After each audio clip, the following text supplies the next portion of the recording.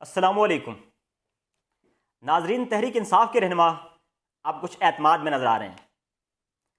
دوسری طرف عمران خان کی سابق اہلیہ جمائمہ گولڈ سمتھ، اب انہوں نے عمران خان کے لیے بولنا شروع کر دیا ہے۔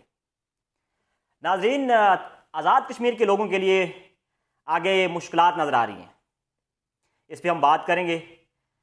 پہلے تحریک انصاف کے رہنماؤں میں خود اعتمادی بڑھتی ہوئی نظر آ رہی ہے۔ اس کے پیچھے عدلیہ ہے، ججز ہیں۔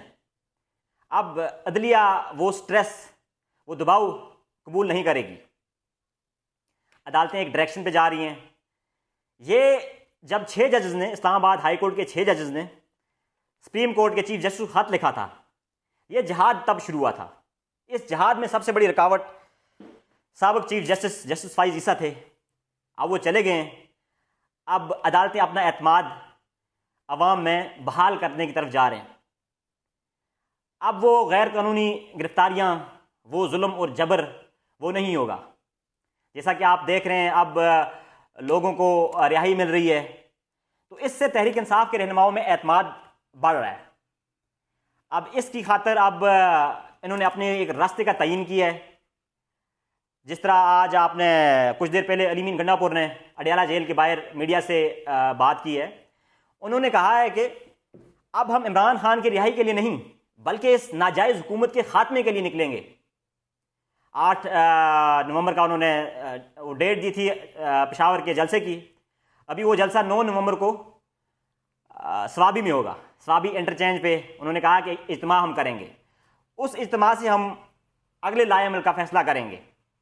اب ہم اس حکومت کے خلاف نکلیں گے، اب ہمارا آخری فیصلہ ہوگا۔ تو جیسا کہ میں نے آپ کو پہلے بھی کہا تھا کہ تحریک انصاف کے رہنما اب جو بھی کریں گے ایک آخری فیصلے کی طرف جائیں گے۔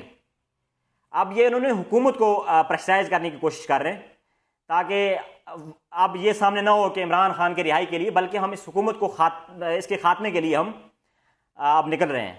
تو یہ ان کا آخری فیصلہ ہوگا۔ اب نومبر میں آپ دیکھیں گے کہ آگے کیا ہونے والا ہے، کیونکہ جو بھی ہوگا، کیونکہ ظاہر بات ان پہ ایک پریشر بھی ہے، دباؤ بھی ہے۔ اندرونی معاملات بھی تحریک انصاف کچھ ایسے تھے، عمران خان کو پیغامات 2 طرف سے مل رہے تھے، ڈیفرنٹ پیغامات مل رہے تھے۔ اکثریت ایسے رہنما ہیں جن کے خلاف عمران خان کو باتیں بتائی جا رہی تھی کہ انہوں نے کچھ بھی نہیں کیا آپ کی رہائی کے لیے، کوئی کردار ادا نہیں کیا۔ تو اس کے اب ان کو ایک راستہ مل گیا، ایک عدالتی اعتماد مل گیا۔ اب یہ جو بھی کریں گے یہ نکلیں گے۔ اب ناظرین، آج جمائمہ گولڈ سمتھ نے ٹویٹ کیا ہے۔ انہوں نے کہا ہے کہ عمران خان کی سیاست سے میرا اکثر اختلاف رہتا ہے، ان کی سیاست میں عمل دخل نہیں کرتی، لیکن اب یہ میرے بچوں کے مستقبل کا مسئلہ ہے، یہ میرے بچوں کا مسئلہ ہے، اب میں اپنے بچوں کے لیے بولوں گی۔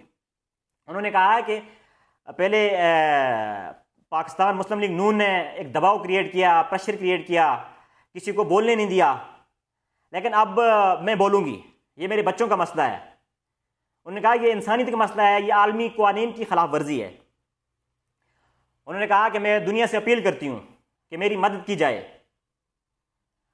اب انٹرنیشنلی ظاہر بات ہے، انہوں نے یہ بھی کہا کہ پاکستان میں ایکس ٹویٹر کی پابندی ہے، میں پوری دنیا سے اپیل کرتی ہوں کہ میری مدد کی جائے، میرے بچوں کا مسئلہ ہے، یہ انسانیت کا مسئلہ ہے۔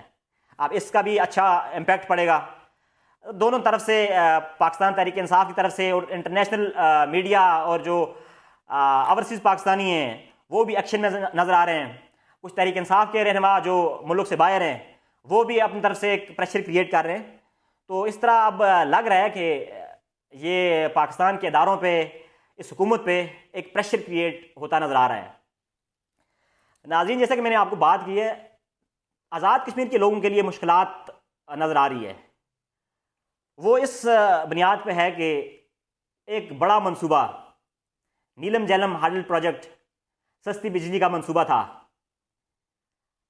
85 ارب کا منصوبہ شروع ہوا تھا اور وہ 500 ارب ڈالر تک پہنچ چکا تھا۔ اس کے بعد 2 دفعہ منصوبہ اپنی پروڈکشن اس کی بند ہو چکی ہے۔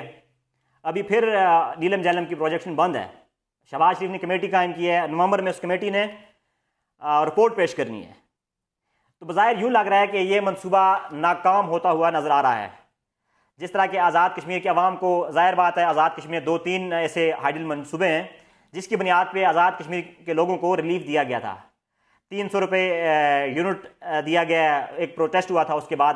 لیکن آگے اگر یہ منصوبہ فلاپ ہو گیا یا اس میں کسی قسم کی مزید خرابیاں بڑھتی گئی تو آزاد کشمیر کے لوگوں کے لیے یہ مسئلہ بنے گا. یہ ریلیف ختم ہوتا ہوا نظر آ رہا ہے. ظاہر بات ہے وفاقی حکومت اتنا پریشر برداشت نہیں کر سکتی. یہ قومی خزانے سے اس کو ابھی چلا رہے ہیں. 7 ارب روپے اس پہ دوبارہ اس کی جو ویئر اینڈ ٹیئر آئے تھے اس کو دوبارہ سیٹ کرنے کے لیے لگایا گیا تھا. یہ منصوبہ پاکستان کی تاریخ کا سب سے مہنگا منصوبہ ہوتا ہوا نظر آ رہا ہے. تو اگر یہ بند ہو گیا تو یہ پاکستان کے لیے اور آزاد کشمیر کے لوگوں کے لیے مشکل پیدا کرے گا. تو اس میں یہ ہے کہ اللہ تعالیٰ اس عوام کے لیے, اس پاکستان کے لیے جو بھی کرے بہتر ہو. بظاہر لگ رہا ہے کہ یہ بہت بڑا نقصان ہو گیا اس ریاست کا. چائنا کی کمپنی نے کچھ ٹیکنیکلی فالٹ ہیں, انٹرنیشنلی سطح پہ کچھ ایسے فنی جو ماہرین ہیں ان کو بلایا گیا, تو ابھی رپورٹ نومبر میں پیش ہوگی. تو بظاہر یہ منصوبہ ناکام ہوتا ہوا نظر آ رہا ہے.